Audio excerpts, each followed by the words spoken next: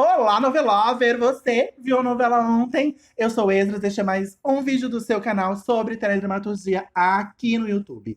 Se você é novo por aqui, seja muito bem-vindo. Se também é apaixonado por teledramaturgia e tudo que envolve esse universo, aqui é o seu lugar. Aproveita, já se inscreve no canal, assim você não perde mais nenhum vídeo a partir de agora, porque hoje nós teremos um super especial de Guerra dos Sexos, que tá estreando hoje. Exatamente no dia 4 de julho no Globoplay. É daqui a pouquinho, depois da vinheta, não sai daí.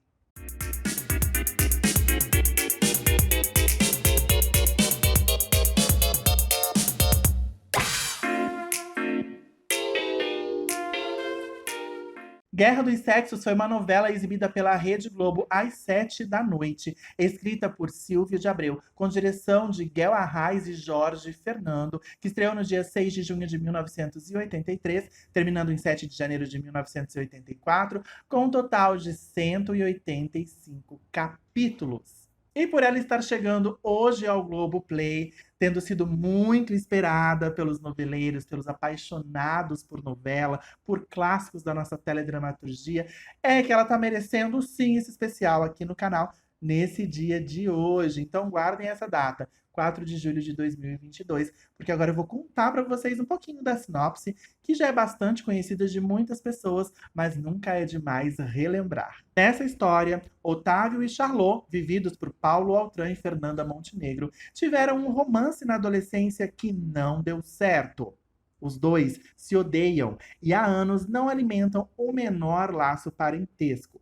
Charlot nunca se casou, levou uma vida de viagens e aventuras emocionantes. Enquanto participava de um safari na África, ela recebe um chamado para voltar ao Brasil.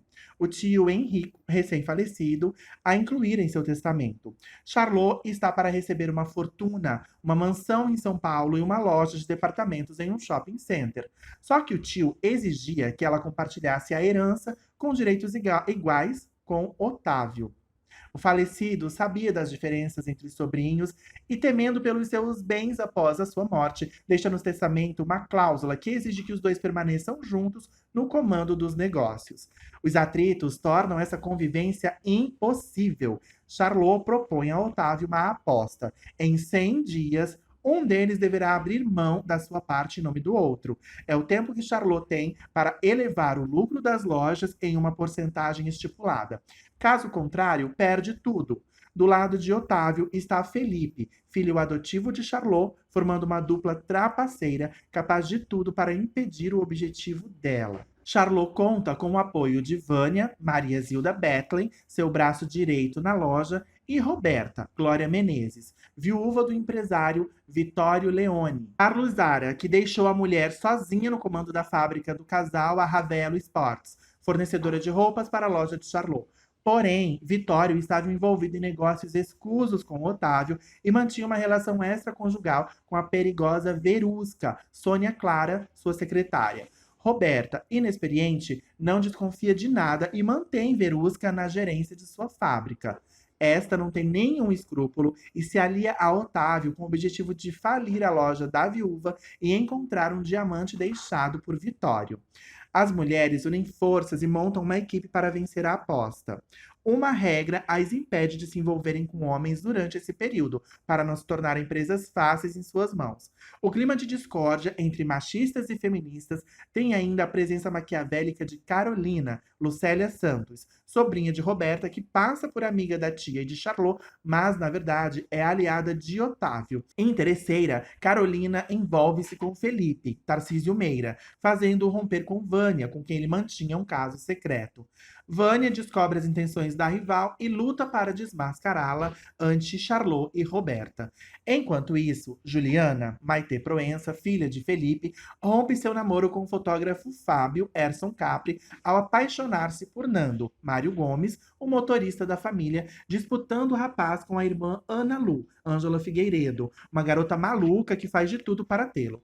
Entretanto, Nando ama de verdade Juliana. É quando Roberta descobre-se também apaixonada por ele e, apesar da diferença de idade, resolve conquistá-lo.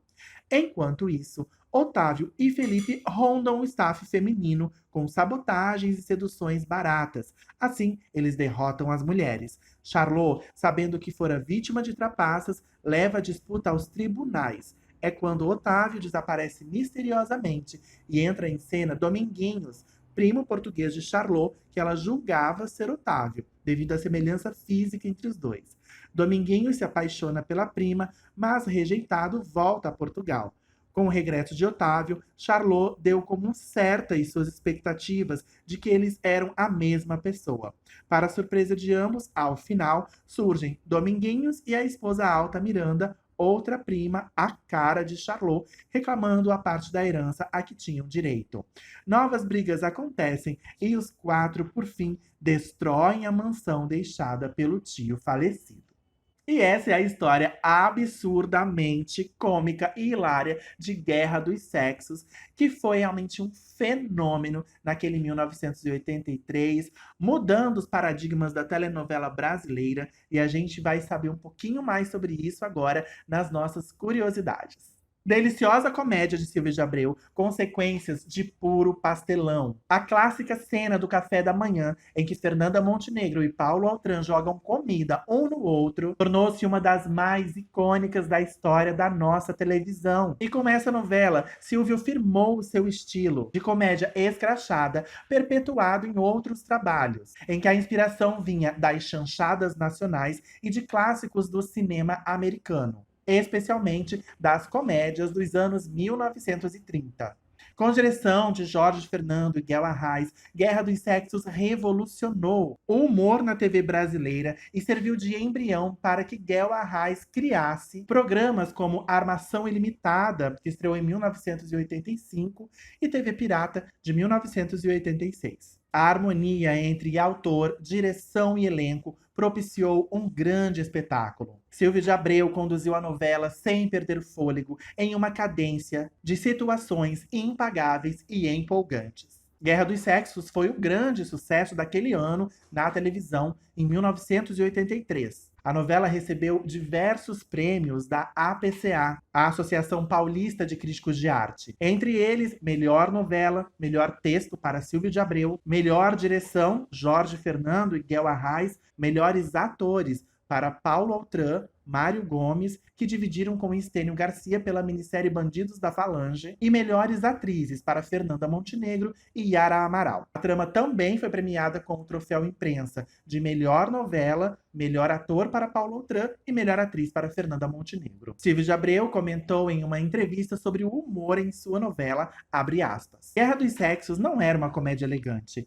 era uma chanchada, um pastelão, que se tornou importante na televisão numa época em que o importante era fazer novela política, com grandes sagas históricas. Na medida em que você coloca atores da grandeza de um Paulo Altran e uma Fernanda Montenegro levando torta na cara, levar torta na cara passa a ser uma coisa importante e possível na telenovela, mesmo que, a princípio, isso espante todo mundo. Fecha aspas.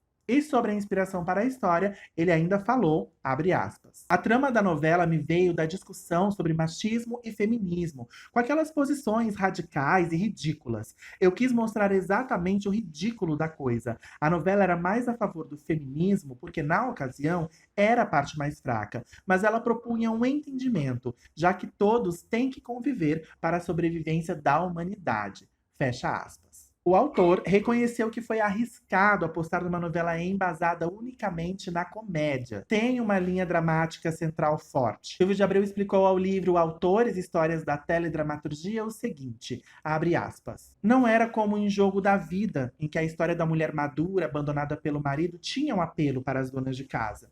Em Guerra dos Sexos tinha um bando de gente louca brigando por uma posição profissional.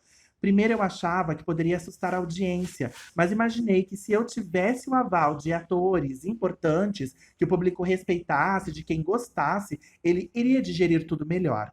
Então convidei Fernanda Montenegro, que adorou a ideia, e Paulo Altran, que jamais havia trabalhado com a Fernanda. Falei com a Glória Menezes, com quem já tinha trabalhado em Jogo da Vida, e com Tarcísio Meira, que também toparam. Pensei, os maiores mitos do teatro reunidos com os maiores mitos da televisão. Vou ter o aval do público. Não foi tão fácil assim.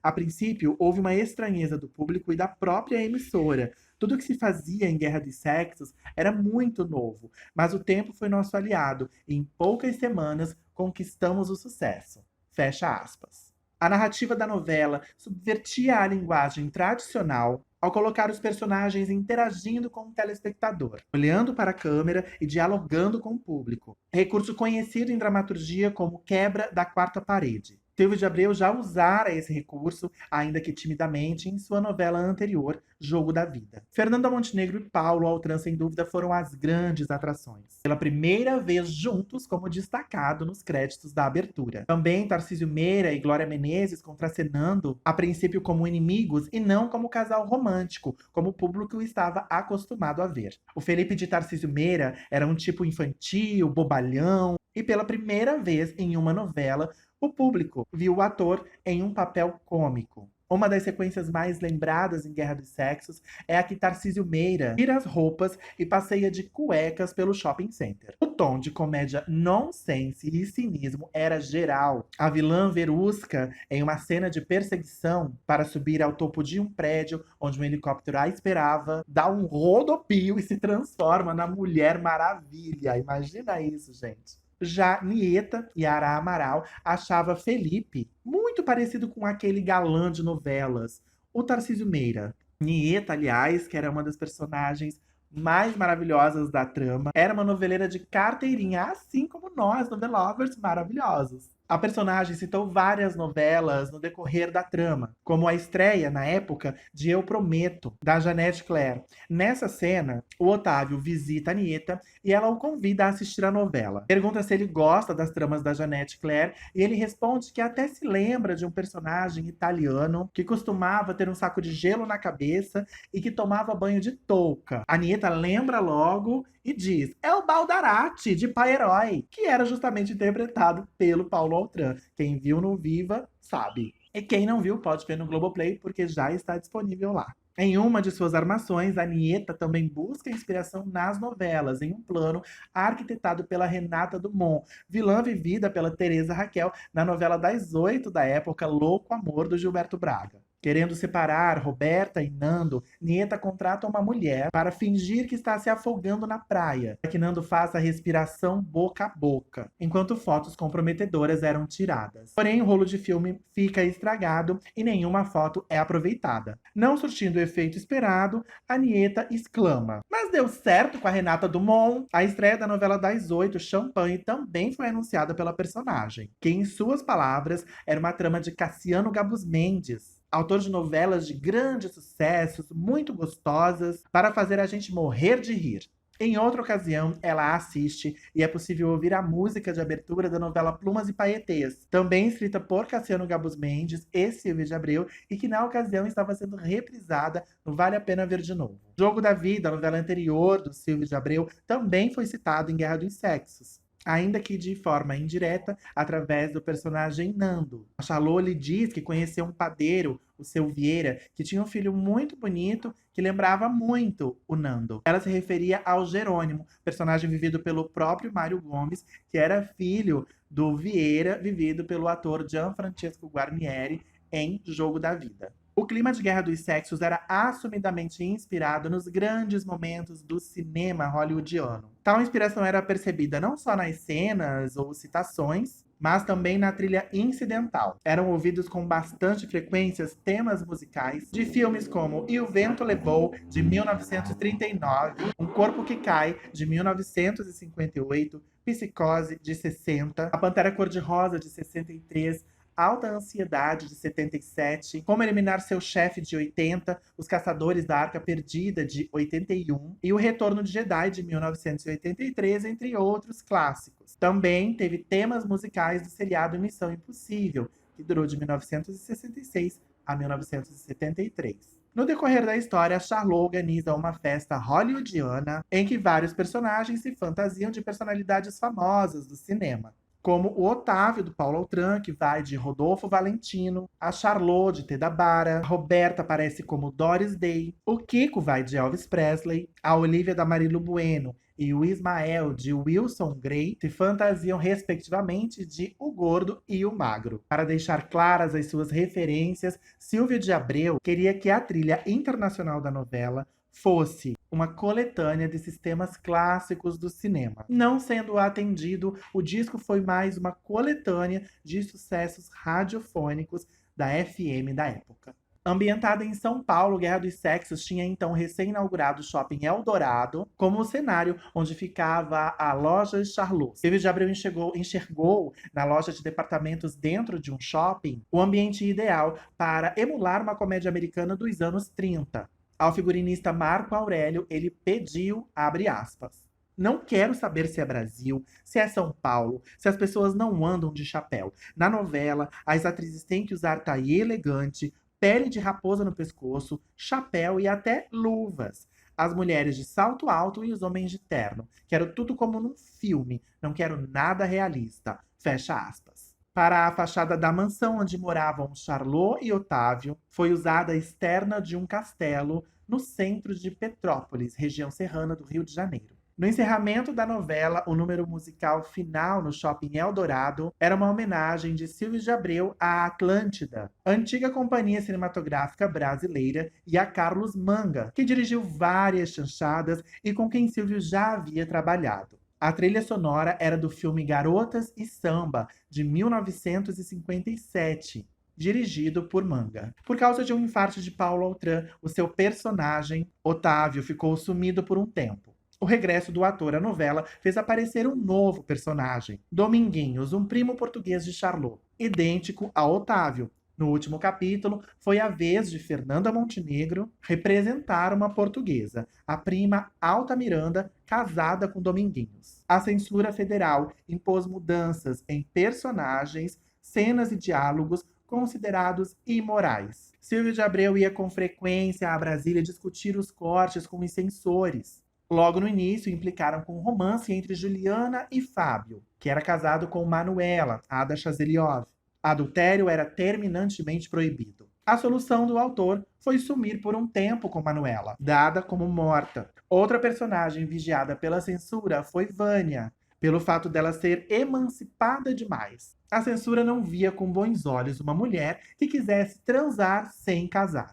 Com o decorrer da novela, o autor conseguiu impor as suas ideias. Um personagem com quem a censura, curiosamente, não se acertava era Kiko, feito por Diogo Vilela, considerado um mau exemplo para os jovens, por ele gostar de explodir bombas. Outra ocorrência curiosa ocorreu no capítulo 64, quando Fro, Cristina Pereira, vai parar em um cabaré, o Peru Vermelho. Todas as falas em que era referido o nome do cabaré foram cortadas. Porém, em uma cena com Fro, aparece escrito em um cartaz. Atrás dela, Cabaré Peru Vermelho. Fro, a feiosa funcionária da lanchonete que se achava irresistível, passou a novela inteira citando uma amiga, Carlotinha Bimbate, muito fofoqueira, segundo ela. Em uma participação no último capítulo, essa amiga aparece sendo vivida por Regina Casé. Lá, em 1998, uma personagem vivida pela Cleide Diáconis também citava muito a Carlotinha Bimbate.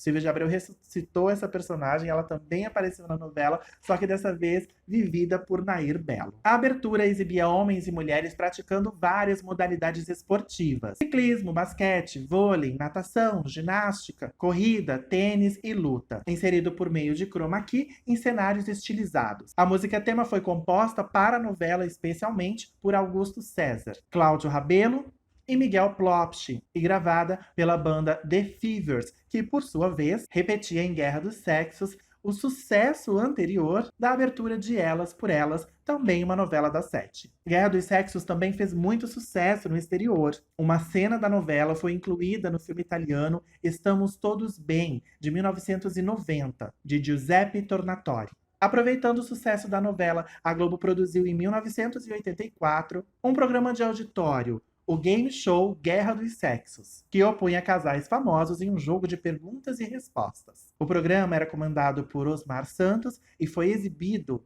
entre março e dezembro de 1984, nas tardes de domingo. Guerra dos Sexos foi a primeira novela dos atores José Maier, Ângela Figueiredo e Tatiana Issa, então com 9 anos na época. Em 1987, chegou às bancas a versão romanceada de Guerra dos Sexos, lançada na coleção Campeões de Audiência, da editora Globo. 12 adaptações de novelas de sucessos foram lançadas em livretos na época. Em 2012, Silvio de Abreu reescreveu Guerra dos Sexos, novamente com direção de Jorge Fernando, com um novo elenco e alguns ajustes para modernizar a trama. Na nova versão, os protagonistas foram Tony Ramos como Otávio, Irene Ravache fazendo Charlot, Glória Pires como Roberta e Edson Celulari vivendo Felipe. Dessa vez, não houve sucesso.